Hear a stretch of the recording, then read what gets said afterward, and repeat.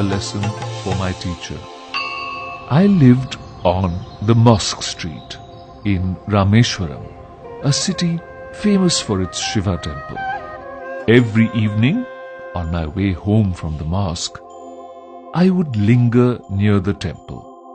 I always felt like a stranger here, as the temple goers stared suspiciously at me. They probably wondered what a Muslim boy was doing in front of a temple. The truth was that I loved to listen to the rhythmic chanting of the mantras, though I never understood a word. There was a strange magic in them. Of course, something else led me there. My best friend, Ramanath Shastri, was the son of the head priest. He sat beside his father at this hour, reciting hymns. Ram would steal a smiling glance at me from time to time. At school, Ram and I always sat together on the first bench of our classroom.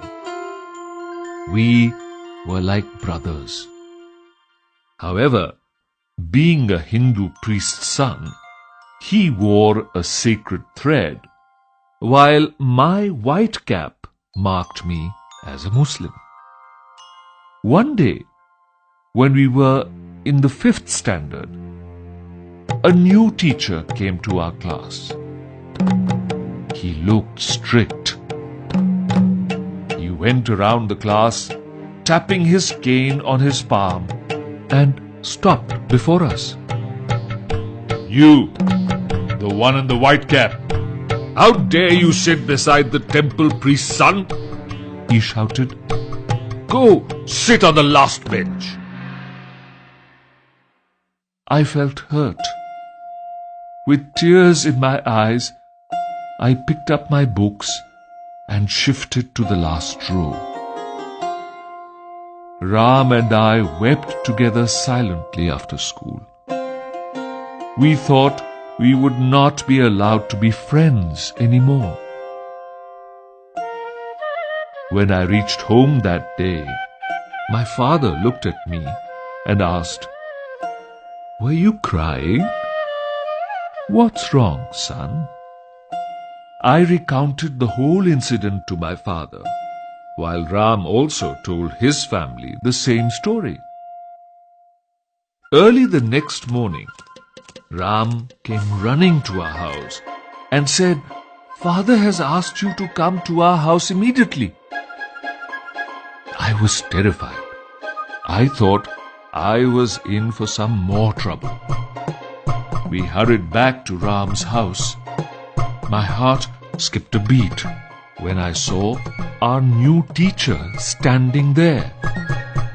"In the light of our discussion, apologize to Kalam here," said Ram's father with a stern face.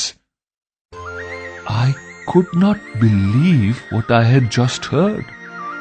The head priest was asking the teacher to apologize to me. No child is less than another in God's eyes. It is your duty as a teacher to help students live in harmony, in spite of the differences in their background. "You can no longer teach in this school," he said. Our teacher immediately asked me to forgive him. He hugged me and said, "I am sorry, Kalam. I have learnt an important lesson in life today." Ram's father saw that the teacher sincerely regretted his behavior and permitted him to continue teaching. From that day on, Ram and I sat together proudly on the front bench. We have remained the best of friends ever since.